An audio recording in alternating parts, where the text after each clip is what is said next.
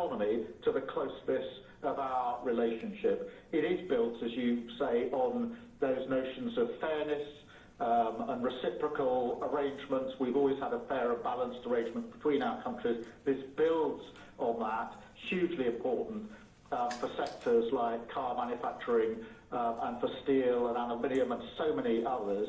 And yes, we can finish ironing out some of the details, but there's a fantastic platform here, including, of course, on the tech side, where I think I'm right in saying we're the only two Western countries with trillion-dollar sectors when it comes to tech. And in the end, it comes down to, as you say, Donald, economic security is national security. On national security, we've been absolutely the closest of allies for so many years, keeping the peace through that close alliance, that friendship. And now we add to that this deal on trade and the economy. And I want to thank you for your leadership on that, Donald, and for the way in which your team have negotiated this. And I'm so pleased that we've got this deal, we've finalised it, and we've built an incredible platform for the future. So thank you so much. Donald, I'm now going to go and do a press conference. I think you have your press in with you. But on the details, I think if you've got Howard, we can deal with that through one of my team. That's great. Well, Mr. Prime Minister, thank you very much. It's an honor. We're going to have a continued, maybe a better relationship than ever before. You know, I don't know if the media knows, but the U.S. and U.K. have been working for years to try and make a deal. And it never quite got there. Yeah. It did with this Prime Minister. So I want to just congratulate you. Well, with this President, this Prime Minister, we've managed to achieve what many people have tried to achieve for many years. That's right. And I'm really pleased. And it feels completely historic and on a special 80-year anniversary as well. So, Donald, thank you so much. It's really good to have got this deal over the line. Tribute to both teams, tribute to our countries, and tribute to your leadership. Thank you. Well, it really is a great thing. And you go do your press conference, and I'll see you soon, maybe speak to you later. But thank you very much. And an incredible thing. I can't tell you that for so many years, even as I sat, everybody talked and talked and talked about a deal with, it just seemed like a natural deal, but it was not done. But now it was done with us. So I feel very proud to have been a part of it. Keir, thank you very much. Thanks, Donald, and we'll speak again soon. Very good. So long. Bye.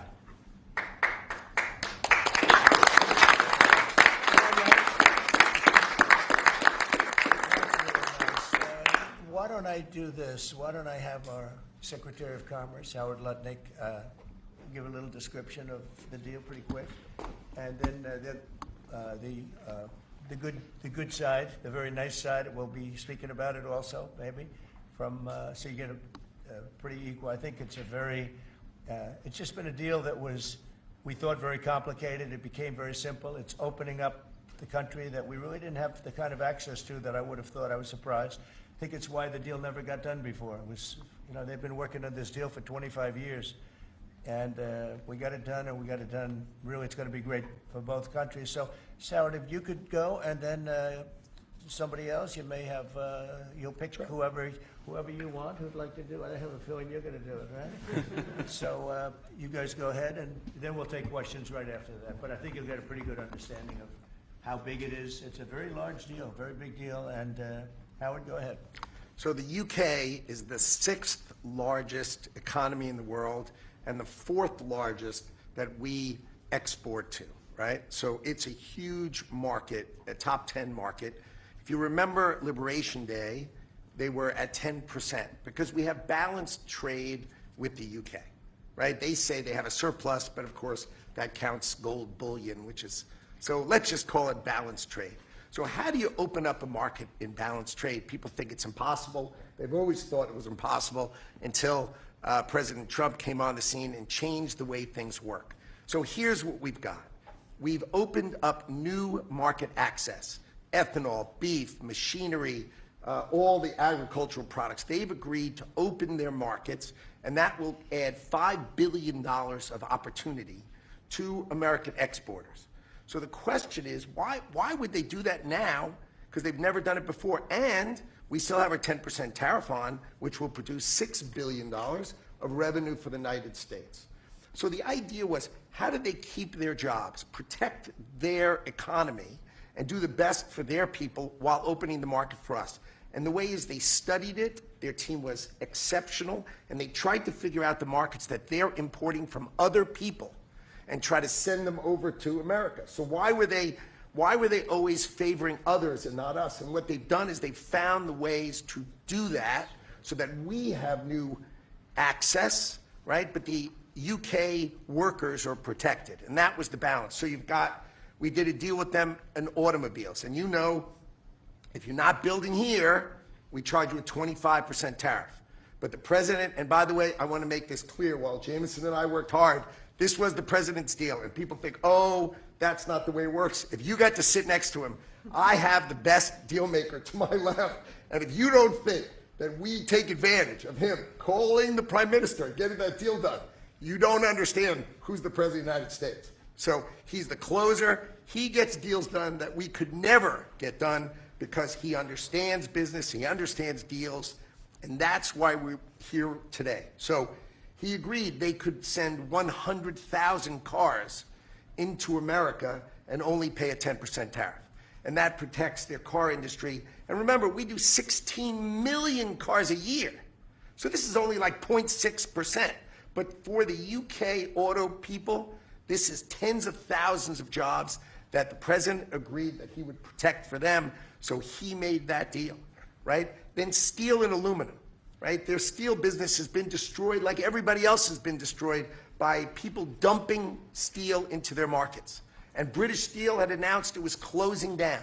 So the British government, as part of this deal, nationalized British Steel, and they're going to match the kinds of models we do. They'll put tariffs on, they'll put quotas on. They want to do it with America so they can be part of the resurgence of steel and aluminum in America, and that saves them, again, thousands and thousands of jobs. So if you go step by step, aero and commercial planes, they sell Rolls-Royce engines to Boeing. We've agreed to let Rolls-Royce engines and those kind of plane parts to come over tariff-free. And what you're going to hear today is there's going to be an announcement in the UK that they are buying $10 billion worth of Boeing planes later today, but I'm going to let the name of the airline announce it because that's theirs to do it. Part of this deal was always to do it together and to do it strong, and you can see the numbers on this board. Everything about this board works exceptionally well for the United States of America. It lays out the plan that you can work with us in autos, you can work with us with aero and commercial, you can work with us in pharmaceuticals if you have a supply chain that is secure and protected in national security. So we feel really good about the deal. You've heard the Prime Minister, he feels really good about the deal, right? And we started at 10% and we ended at 10%, and the market for America is better, and this is a perfect example of why Donald Trump produced Liberation Day. People don't understand. He gets things done in a matter of time. This would have taken Jameson and I 3 years, maybe. And instead, we got it done in 45 days, certainly, because we worked for Donald Trump. So, Jameson, my partner in all this, maybe Jameson, you'd like to talk a little, and then we'll turn it over to the UK. Sure, happy to do that. Everyone has great remarks. I just have to echo the President and the Prime Minister when we talk about VE Day. This is something we've been waiting for decades, and there's no more appropriate day to do this. And when we step back and we look back a few weeks from now or months from now or years from now, we're going to look back at this day and better appreciate the significance, I think. And I'll just say as well, in terms of negotiating, I mean, the UK negotiators, you know, we've got one right here, did an incredible job, right? This is why you win wars, right? When you act like this, and the ambassador, he knows more about trade than a lot of us here, based on his background. And I would say on this deal, Mr. President, what we've shown is that it is time to change the way we do trade. People said we couldn't do a global tariff. We did a global tariff. They said no one would want to deal with us. People want to deal. They said no one give offers. You saw that stack of offers I showed you yesterday of all those countries. Said we wouldn't get deals, and here we are with a deal with the 6th largest economy. We've agreed to have fair and reciprocal trade, and we've done it in record time. Thank you very much. Sir. Great job. Thank you, sir. Mr. Ambassador, please. Well, Mr. President, thank you very much indeed in hosting us this morning. And thank you very much indeed also for that very typical 11th hour intervention by you with your phone call to the President, demanding even more out of this deal than any of us expected. So thank you for that. The Prime Minister was delighted, obviously, to take that call late at night. But you took it to another level, and I think the point I would make is twofold. One is that if we're going to rebalance and rebuild international trade in a way that serves all our interests, then we're better doing that together than separately and apart, and that's what we're on a mission to do. But secondly, you've done what you said you would do. You said to the Prime Minister when he came and we visited in the Oval that you would do a good trade deal with the United Kingdom, that you would do it at pace, and that we would be first. And you have delivered that. You've been true to your word. So thank you very much indeed for that. For us, it's not the end. It's it's the end just of the beginning. I mean, there is yet more we can do in reducing tariffs and trade barriers so as to open up our markets to each other even more than we're agreeing to do today. But it also provides us with the platform, the springboard, to do what I think will be even more valuable for both our countries in the future, and that's creating a technology partnership between the United States and the United Kingdom so that we can harness science and technology in order to create future industries and future jobs, and to do that together in the way we work so closely already in the national security and defence area. We can just take that to yet further areas of science, enterprise and endeavour. So we're looking forward to doing that in the coming months. You've launched us extremely well today.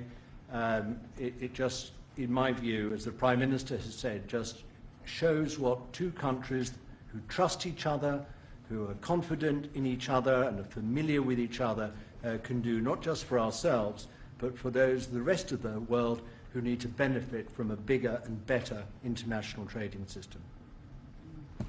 Thank you very much. It was beautifully stated. What a beautiful accent, too. I'd like to have that accent. Thank you. My mother would be proud. Thank you very much. Any questions? James Matthews from Sky News. Yes. Can I ask, why Britain and why now? And you describe this deal as a full and comprehensive deal, and yet we've just heard from Mr. Martin said it's the end of the beginning. Clearly, there's much more work still to do. Yeah. With respect, are you overstating the reach and significance of this deal? Because you're a president who needs a result at a difficult time.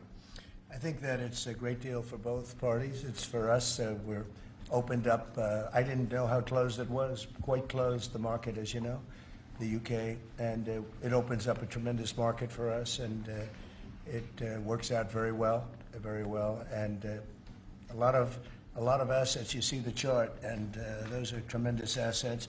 But we've been trying, and when you say why us, meaning your country, we've been trying for years, and they've been trying for years to make a deal, including when I was in the, first term. It would always be people talking, but they weren't getting it done.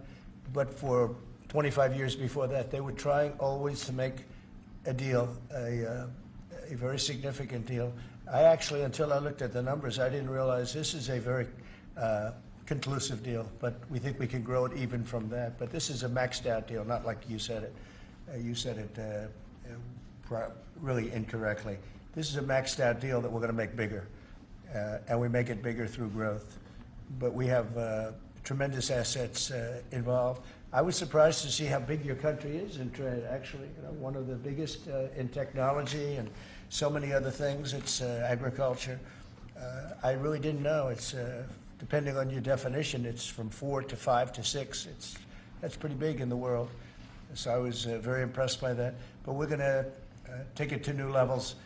It's it's a very big deal right now, but I think it is going to grow just of its own volition. It's going to grow, and over time there'll be changes made, there'll be adjustments made because we're flexible. We'll see things that we can do even better, but it's very conclusive, and we think everyone's going to be happy, and the people of your country are going to be very impressed with the result, and they'll be able to buy from more people. They'll be able to price things differently. They'll be able to get some products that aren't available to them now that we make better than anybody in the world. And it's just something that it's a great thing that it came together. It's so nice because we have many countries want to make a deal, and many countries are very unhappy that we happen to choose this one, to be honest with you. But long time, our oldest ally, or just about. I guess a couple of people claim that too, but let's put it right at the top. I think it's going to be something very special for UK and special for the United States. Mr. President. Yeah, please. Thank you, Mr. President. Reagan Reese with the Daily Caller. How close are you to more deals, and when do you expect the next to be announced? Well, very close. We have numerous deals. I know Howard's going back. As soon as this is finished, your press conference, he's got numerous. And Scott, who's right over here, who's fantastic, by the way. You were great on television this morning. I watched you. That was he gave them a little lesson in the world and economics. But Scott's going to be going to Switzerland, meeting with China, and they very much want to make a deal. We can all play games. Who made the first call? Who didn't make the? It doesn't matter. It only matters what happens in that room. But I will tell you that China very much wants to make a deal. We'll see how that works out. Every country throughout the last 40, 50 years has literally ripped off the United States on trade, on military, on protection, on all the different things. And we are now making fair deals. And in this case, it's great because we really weren't very much involved. You have the European Union, which is, I think you made the right decision years ago. I don't know if you remember, I was opening up Turnberry the day that you were voting. And they asked me, would it happen or would it not happen? I said, no, I think they're going to go their own separate way. I think it's better for them. And they did. I think it's going to end up being a very smart decision. But a big part of that decision was always that you'd be able to make a deal with the United States. And they were unable to do that. But now they made it. And it's a tremendous, it's very important. That was always a big part of your decision on Brexit. And they were never able to make that deal. It was a tough one. And this one it's amazing with time. This one just went very smoothly, went quickly and smoothly, and a lot of common sense, as I like to say. There's tremendous common sense, but it's going to make your country much bigger in terms of trade, and it's going to make our country much bigger in terms of trade, too. Yes, sir. Okay, go ahead, behind you, and then we'll get you. You're with who? The BBC. Oh, good. Very nice. They treat me beautifully. You mentioned meat and beef exports. The UK currently doesn't accept American beef because of its own food standards. Are you calling on the UK to accept all American beef and chicken products? Well, I think they'll take what they want. We have plenty of it. We have every type. We have every classification you could have.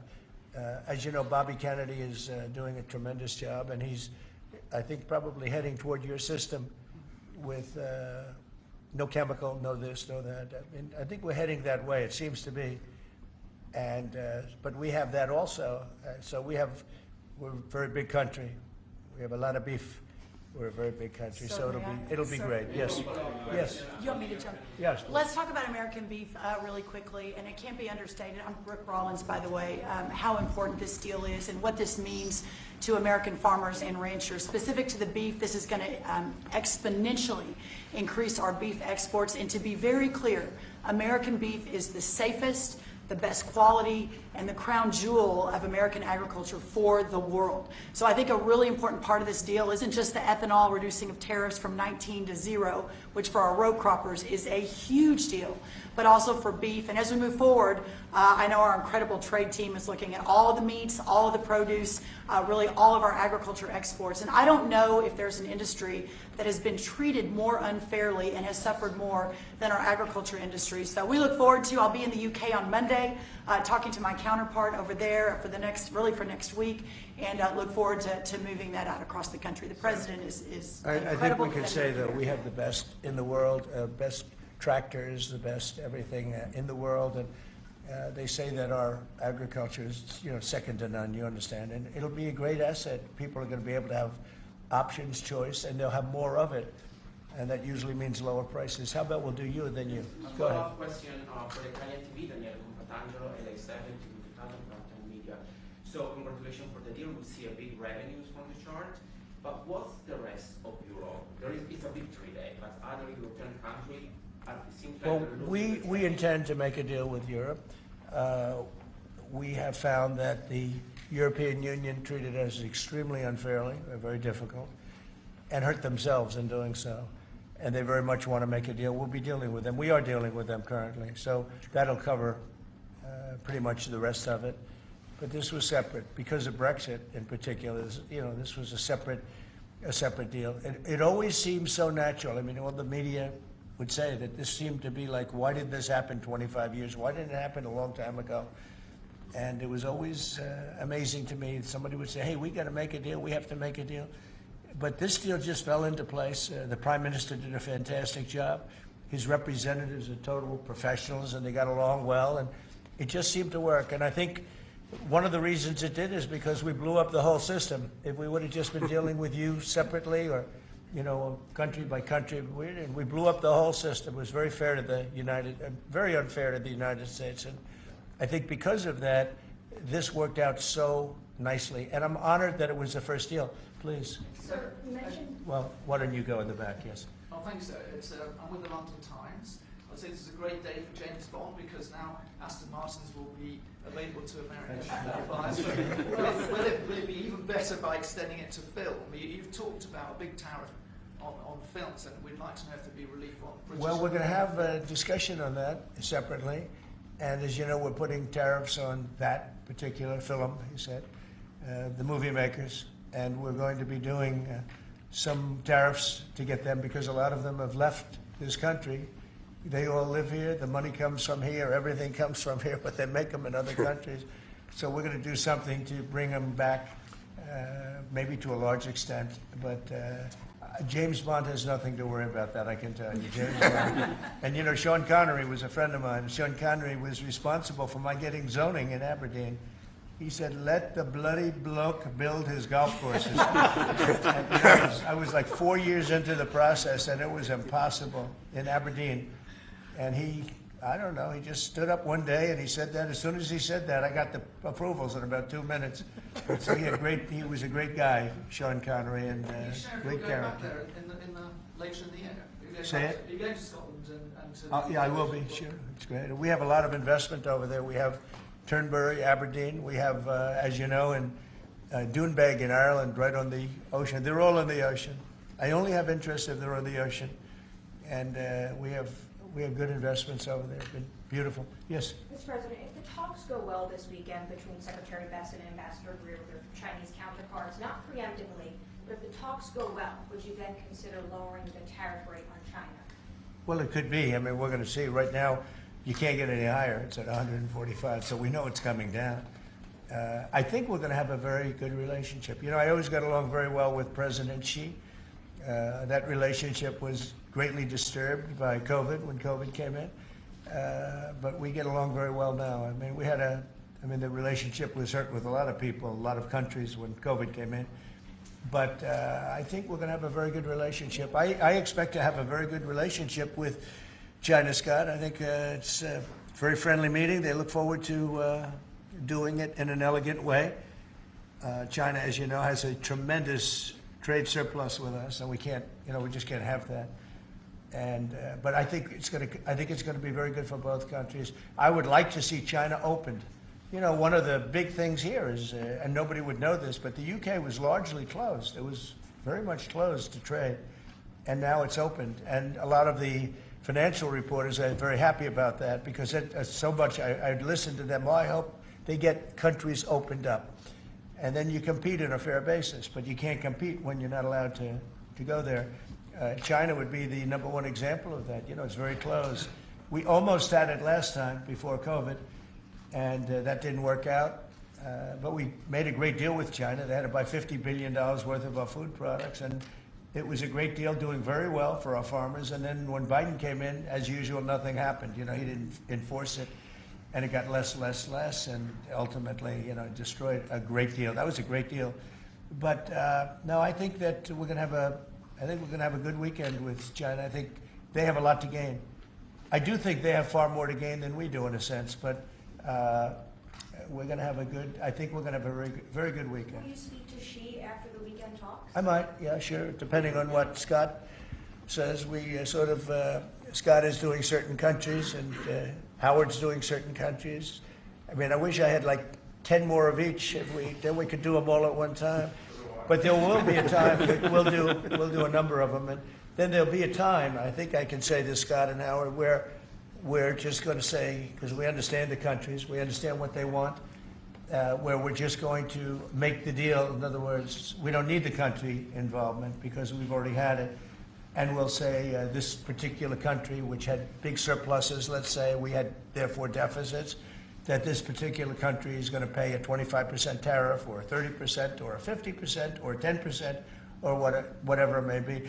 I think we should explain it now, Howard. One of the things we did here that we'll rarely do is on cars, we took it from 25 to 10 on Rolls-Royce because Rolls-Royce is not going to be built here.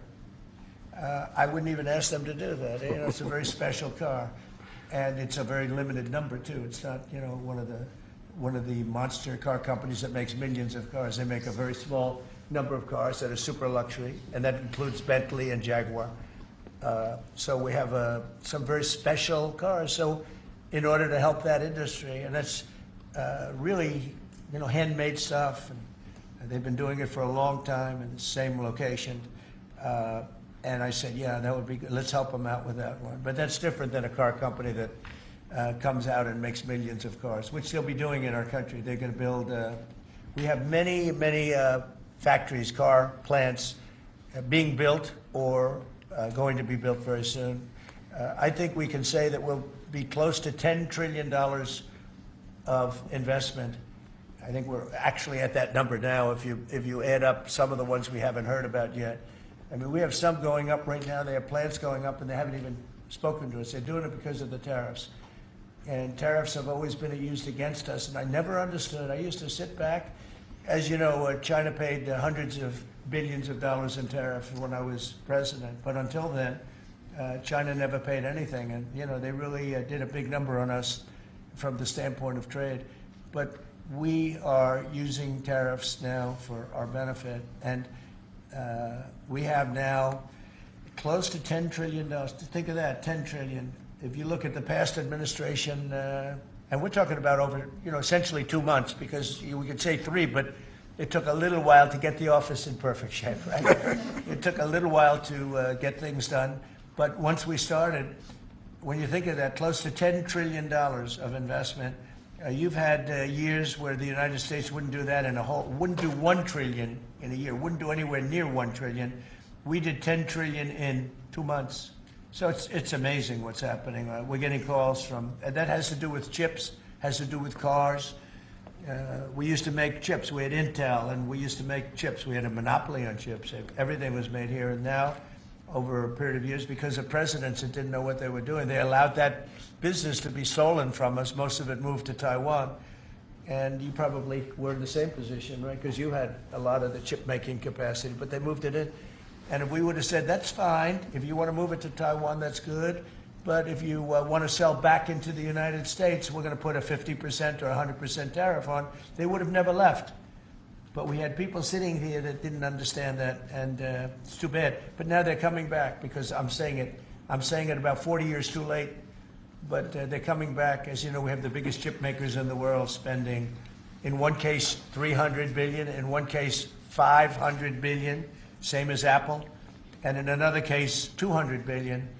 and we're going to have a large share, very, very substantial share of the chip-making market. You said that this weekend is going to be a friendly visit, but do you expect that it will just be a formality to break the ice, or are they going to get into substantive negotiations? I believe so, yes. I believe it's substantive, yes. I think people like to say, yes, we're having a meeting to meet. Well, we're meeting, so what are we going to do, talk about meeting again? I think it's going to be substantive. I think we can say that, right, Scott? Very substantive. Now, China wants to do something. And look, they have to at this point. You know, essentially, they made $1 trillion a year, and now they have absolutely, no business because of the tariffs. They have no business, and they want to have business. And we want them to have business. We want them to do well. We want them to do very well. So I think it's going to be very substantive. Because business has slowed down, as you mentioned. In China. But we're seeing as a result, the ports here in the U.S., the traffic has really slowed, and now That's good. thousands of dock workers and truck drivers are worried about their jobs. Yeah, no, that means we lose less money, When I see that means we lose less money. Look, China was making over $1 trillion, 1.1 trillion in my opinion. Different numbers from 500 billion to $1 trillion or $1 trillion. I think it was 1.1 trillion. And frankly, if we didn't do business, we would have been better off. Okay, you understand that. So when you say it slowed down, that's a good thing, not a bad thing. But we're going to make it so they can, I'd like to say they can do better, actually, in terms of the bottom line. We'd like to see China opened up so we can compete in China and, give people something that they've never had, access to something. That'd be great for the world. It would be great for our businesses. And I think it would be great for friendship. I really expect a lot of people think I'm a militant guy. I'm really not. I think that trade can bring a greater friendship with China. It can be something good. But, one of the things that I know Scott's going to be talking about very high on the list is open up and let our businesses go into China, because when you talk about a closed country, that's a really closed country. And I think it would be great if it was opened up. It would give people a lot of choice and would create a lot of jobs, a lot of everything. So I think it would be a great thing for China. And that's going to be one of the things we'll be discussing, like we discussed with UK. Yeah, please. So what does Britain have to do for you to drop the baseline 10% tariff that you're maintaining? Well, I think that's set because that has to do with a lot of different things, including past. There are a lot of past things that we talk. This is very inclusive. We included everything, and that's pretty well set. Yeah, please. Yeah, Mr. President, the 10% baseline tariff remaining in place, is that a template for these future trade deals? No. You're going to keep it here? No. Is it going to stay in every case? No, that's a low number. They made a good deal. Some will be much higher because they have massive trade surpluses, and in many cases they didn't treat us right. One thing with UK, they had somewhat closed, not like a China as an example, but they always treated us with great respect. So they treated us with great respect. The template of 10 is probably the lowest end, and therefore they made that deal. But they we've had just a very special relationship with them. Like, I won't do that deal with cars. I mean, unless somebody shows me that there's another kind of a car that's comparable to a Rolls Royce, then there aren't too many. This is a good commercial for Rolls Royce. They're going to order a lot of cars. Mr. President, I wonder whether you'd like to buy. I mean, well, the last time this happened, I would be happy to suggest a discount, obviously a very modest discount. We have to protect our profit margins. I've had many of them, actually. The last time that happened, I ended up buying a Tesla. Go ahead. Thank you. Mary Margaret Oldham with Daily Wire. I had a question about the UK deal today. I heard there was talk that part of the agreement would depend on whether the UK would respect free speech and freedom of religion. I know the VP is really interested in that, talked about that earlier this year. Was there any assurances that you guys got on that front? You want to handle that? Yeah, that was not part of the conversation. Our conversation was an economic conversation from start to finish, closed by the president yesterday. This was a business deal, open their markets, and also protect their workers, grow our markets, and help our workers. This was about business religion. Business is sort of a semi-religion, but not nearly as important. I don't want to get myself in. Go ahead, please. In the back. Go ahead. Mr. President, will you be asking China to help you close, the gap between Ukraine and Russia? I think so. Yeah, I think it's a natural thing to ask. What do you expect? Sure. I don't know. I think we're making good progress. Fighting is a little bit different than it was. I think if we weren't involved, Russia would be, going at it to maybe get the whole thing. And without our involvement, they'd be able to get it, because we supplied a lot of different things, foolishly. But we've been sort of paid back by doing the rare earth deal that I talked about before. I think that. I think that we will be very much involved in trying to get that bloodbath. It's a bloodbath. It's a horrible situation. 5,000, it's really more than that.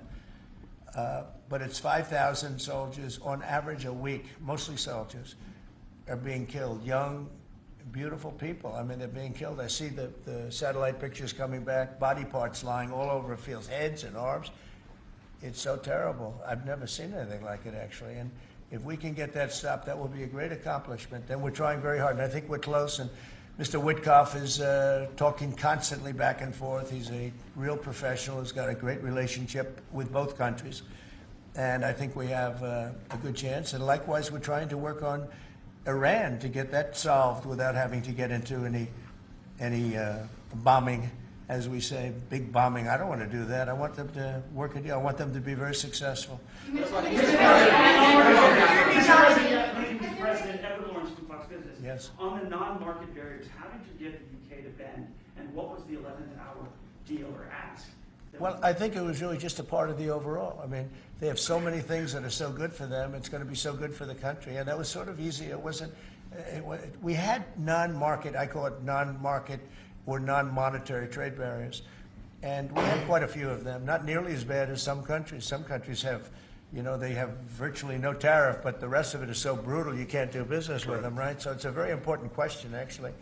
No, I think the overall deal just worked out very well from their standpoint. They were willing to give that in order to get other things, and you might want to speak to that, Mr. Ambassador. Look, the point about the deal is that we will continue reducing tariffs and non-tariff barriers. This is a continuing picture. It's a movie. It's not a still picture here. It's a movie. Yeah. It continues. And we're both committed to freeing up trade between our countries. We're both committed to freeing up investment between our countries. And the point about this deal is that it provides a very good template and a very good launch pad for what we can continue to do and build on in the future. And that's what we're both determined to do. Many of the well, wait a second. That's between us. Many of the we'll keep it confidential. Yeah, how about just one more little thing, right? It got the deal closed, and it was handled very well from the other side too. But many of these things that we're talking about, we've been talking about this for 25 years.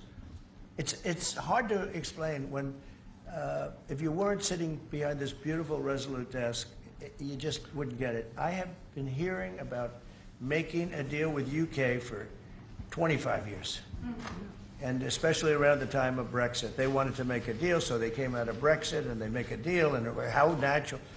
And it just couldn't be done. It couldn't be done. Good people.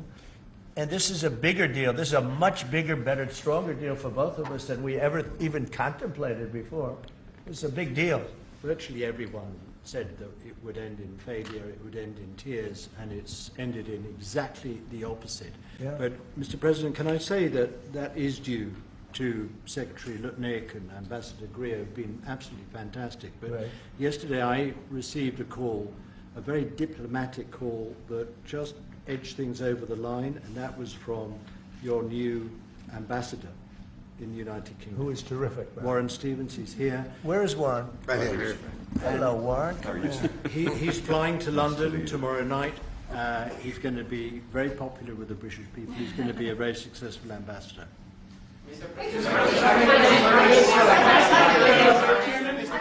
And? Were you disappointed? And? He's got plenty of cash. That guy's plenty of cash. We need some more. We need some more big spenders. Yeah, go Are ahead. you planning to meet Ursula von der Leyen? You're going to go ahead fast. Yeah, are you planning to meet Ursula von der Leyen, the president Oh. of the European Council anytime soon? Oh, she's so fantastic, right? She's so fantastic. I hope we're going to meet. Yeah, the answer is yes.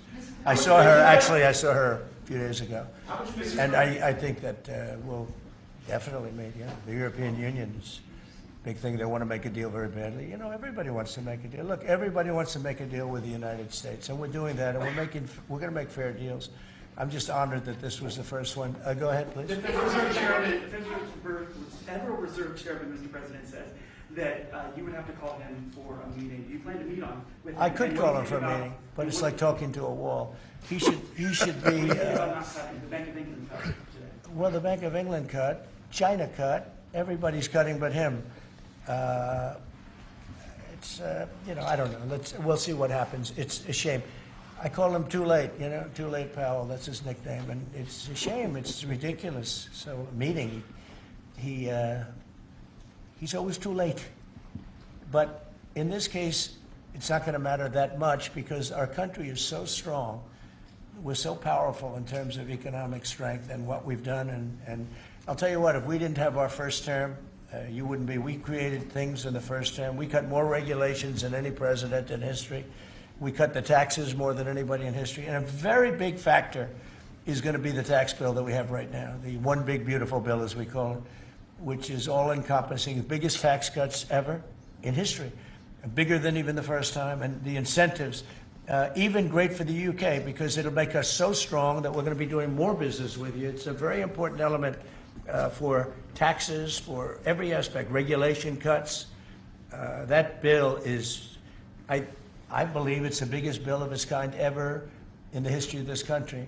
And Speaker Johnson and Leader Thune have done an incredible job. I mean, I'll let you know we have to get a vote, but we have a lot of support for that bill. And if that happens on top of all of these trade deals that we're doing, this country will hit a point that you better go out and buy stock now. Let me tell you, this country will be like a rocket ship that goes straight up. This is going to be numbers that nobody's ever seen before. That's a very important element of all of this. If we get that, if you don't, and the Democrats are fighting it only because they want to fight. They have Trump derangement syndrome. If it was somebody else, they wouldn't fight. If you had a normal person, if you had some stiff sitting behind you, they'd be fine. But they have Trump derangement syndrome. Senator Schumer's become a Palestinian. Welcome. I don't know when they're going to give him the ceremony, whatever the ceremony may be. But it's terrible what's happened to the Democrats. So very, very important element of everything, of what we're doing. Unrelated to today, but related in the sense that we'll do, if that passes, we'll do even more business with the UK. We'll have so much. It's the biggest tax cut in history. It's going to make our country zoom. It's going to be incentive, as you know, with the deduction for basically for work. You work, you build, you plant, etc. Your deduction. It's going to be the biggest. It's the biggest bill of its kind ever passed. Maybe the biggest bill ever passed. That's why we call it the one big beautiful bill. You just announced a new nominee for the U.S. Surgeon General who never finished her residency and is not a practicing physician. So can you explain why you picked her to be America's top doctor? Because Bobby thought she was fantastic. She's she's a brilliant woman who went through Stanford, and as I understand it, she basically wanted to be an academic as opposed to a surgeon. I think she graduated first in her class at Stanford. And Bobby really thought she was great. I don't know her. I listened to the recommendation of Bobby. I met her yesterday and once before. She's a very outstanding person, a great academic, actually. So I think she'll be great. Your nominee for U.S. Attorney of D.C., do you have a backup plan if this Senate? Oh, I do, yeah, but he's a terrific person, and he wasn't getting the support from people that I thought. He's done a very good job. Crime is down 25% in D.C. During his period of time. I'm very disappointed in that, but I have so many different things that I'm doing now with the trade. I'm one person. I can only make boom, I can only lift that little phone so many times in a day. But we have somebody else that will be great. I just want to say Ed is unbelievable, and hopefully we can bring him into, whether it's DOJ or whatever, in some capacity, because really outstanding. To me, it was disappointing, I'll be honest. I have to be straight. I was disappointed. A lot of people were disappointed. But that's the way it works sometimes, you know. That's the way it works. And he wasn't rejected, but we felt it would be hard. And we have somebody else that we'll be announcing over the next 2 days who's going to be great. With companies like Ford and Mattel recently saying they're going to raise prices on certain products, how long do you think the American public is going to be patient and wait for you? Well, I think they're saying that just to try and negotiate deals with me. Okay. They're not. Look, tariffs are the most misunderstood thing maybe in any form of business, anywhere in business. Oftentimes the country picks them up. Oftentimes the company picks it up. The people don't pick it up. Okay, the people don't pick it up. And if Ford did that, they wouldn't sell any cars. And if Mattel, I don't know, I'm not so sure. They also said they're the only country I've heard. They said, well, we're going to go counter. We're going to try going someplace else. That's okay. Let him go, and we'll put 100% tariff on his toys, and he won't sell one toy in the United States, and that's their biggest market. I heard that. I mean, I watched this guy talking about how I'm going to go counter. I said, well, I wouldn't want to have him as an executive too long. The Ford people I know very well, what they're doing is negotiating with us by saying that. But we don't think that's going to happen. Look, I put out a truth today, and it said that gas is down, gasoline is down, energy is down, groceries are down, eggs are down. I mean, eggs, thank you very much, but eggs are down.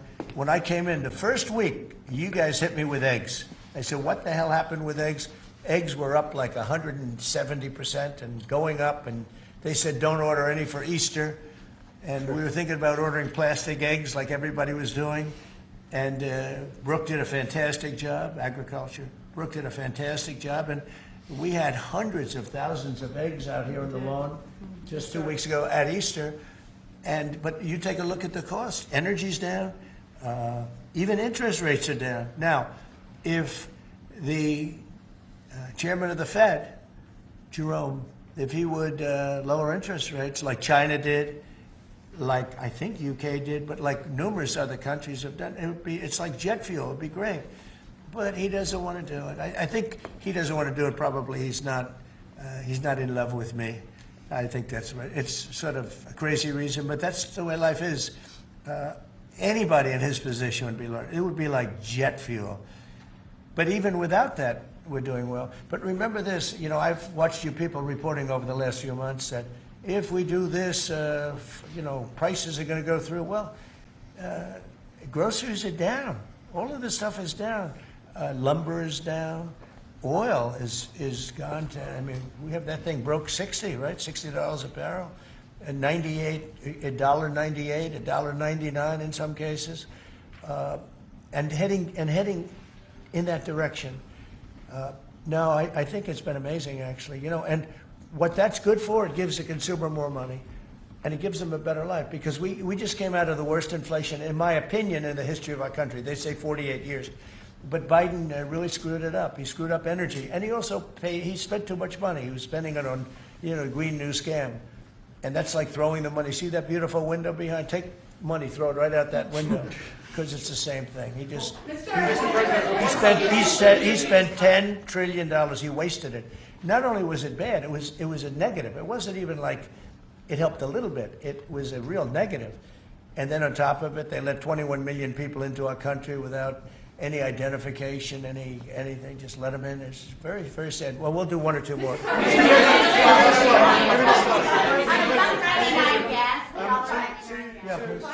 if I may. Go ahead. Who are you with? I'm with the Daily Telegraph. Now, you know me from another I do. How concerned are you about the UK's reliance on China? Chinese money in the money market, Chinese exports. We're not concerned. Is that something that came up in discussions? I'm not concerned about anything. If I was, I wouldn't even be here right now. If I was concerned about anything, and it wouldn't be that, but I wouldn't be here right now. No, we're not concerned. We're going to have, I believe, a very good relationship with China, and a fair relationship, and it'll get bigger and it'll grow. It'll grow. As an example, if they open up the country, That'll be the best thing China ever did for itself. They don't know that yet because, it's been a different system. But that'll be the greatest thing that ever happened to China. The people will be happier. They'll buy for less. They'll see things that they never saw before, and they'll be buying them. And it'll really create great long-term peace. And if I could ask one of the Agriculture Secretary, actually, there's a lot of concern about chlorinated chicken and the import of hormone-treated beef. Has that question been addressed, resolved in these talks, or is that something for the continuing negotiations? Well, James. I would just say that it's very clear, and we have in the heads of terms that we are going to discuss all of these types of issues, and obviously the importing country, whether it's us or them, you got to follow the rules on those types of things. But our point is the rules need to make sure that they are based on science, and that's our expectation. We know the UK believes that too, so we want to come to an accommodation. We want the consumers in each country to be able to choose what they want and give them the information that they need. Okay. We have an incredible EPA led by Administrator Zeldin that is on this. So the talks continue, but we are very, very confident in our products, and what the President has done to open up the markets is unprecedented for these farmers here in America. Thank you. Mr. President, do you expect the violence? Wall Street, as they watched this, I mean, you saw the stock market decline sharply after Liberation Day, and it's rallied back. Well, now it's going to really rally because, don't forget they said this is all a pipe dream. And this was a tough one. Somebody would say, well, this is easy. This is much tougher, I think, than any other deal because they've been at it for so many years, decades, trying to make this deal. And it's very conclusive, and it's a great deal, and it's a very big deal, actually. And no, this is just the beginning. We're going to be having conferences, or at some point we won't have. We'll just put out a statement that we just signed this country, that country. And after a number of these are done, nobody has enough people to do it. We're just going to put out X country is going to pay this, and if they open up, they're going to do this and that, and they're going to be open up. Everybody wants to be here. I say this is where they want to be shopping. They want to shop in this country because we have the consumer. And we have the consumer like nobody else. And, if this country went bad, the whole world would go bad.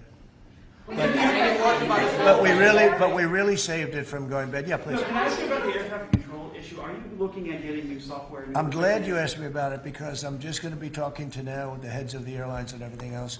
So I was all set before we had the rigged election to give out a brand new gorgeous system to one company that was going to do the whole thing, one of the best companies in the world that you know very well. There are 3 or 4 of them that do it. And when they took over, Buttigieg, who has no clue, he drives to work on his bicycle with his, in all fairness, with his husband on the back, which is a nice, loving relationship. But he didn't have a clue. This guy didn't have a clue. And he's actually a contender for president. Between him and Crockett, you can have that party. But he didn't know what he was doing. And he took what they call dry systems where you have wires in the earth, buried in the earth or whatever. And then you have the open air systems where you have satellites. And you can't mesh them. Anybody would know that if you went through about 2 months of study in school, if you studied that kind of thing. And he did. They spent tens of billions of dollars trying to take old, broken equipment and merging it into existing new equipment with brand new equipment. It's one of the greatest. They spent like $40 billion. And what they did is they made it worse because it doesn't work together. You can't make it work together. If you have a satellite system, you need satellite. If you don't, they had all these different technologies, some of them 50 years old, and they're trying to mesh them in. And they end up spending twice the money they should have. You could have bought a whole new system. So we have a very good guy who you all know, Sean Duffy, is head of transportation. And I've given him a 10-minute lesson in buying, and he's become really good. And we are now in the market to buy a gorgeous, brand new system. The helicopter that crashed into the plane at 400 feet, it shouldn't have been. What would have happened is all sorts of bells and sirens would have been going off 3 minutes before that accident happened, if you had the right equipment, but they did. And the new equipment is unbelievable what it does. You can have, you don't even, well, I was going to say something, but you always, in my opinion, you always need pilots. I want pilots. But you wouldn't even have to have pilots. This system is so incredible what they can do. But we have a system that's obsolete. And what they did is the worst. They tried to combine the really old, broken stuff with the new stuff, and you can't combine it, and anybody should have known. So Biden, do you think Biden figured this out? I don't think so, fellas. Do you think he has any clue? He doesn't know what the hell's happening. So here's the story. We're going to be buying a brand new, it's going out to bid very soon, brand new state-of-the-art system that will cover the entire world. I'll give you an example. When my pilot, now I have military pilots, but prior to that I have very good pilots, great pilots. They would land, and I won't tell you which country, but they would use the system of another country. They wouldn't even use the system of the United States. So if I'm landing in New York or Florida or Tennessee, they're using a system from another country. I said, why is that? And they were, you know, they're not into business, but they're just saying, our system doesn't work, sir. And I said, boy, that's pretty sad. But we were all set to give it out to, you know, look, you have a Raytheon and you have different companies like that, numerous companies. And you have companies that would do it, like an IBM, as an example. And you give out one deal, one contract. They gave out hundreds of contractors. They had diggers. They had non-diggers. They had people that focus on satellites. They had hundreds of different contracts. One contract where one guy is controlling everything. If you need a trench, then they dig a trench. But if you don't dig the trench, they don't blame you. What happens is you don't dig it, then they say we want a cost overrun. Now, we have it all set, and we're going to be doing it. We would have done it, except that the election took a little strange turn. But the second one didn't. That was too big to rig. Thank you very much, everybody. Thank you. Thank you.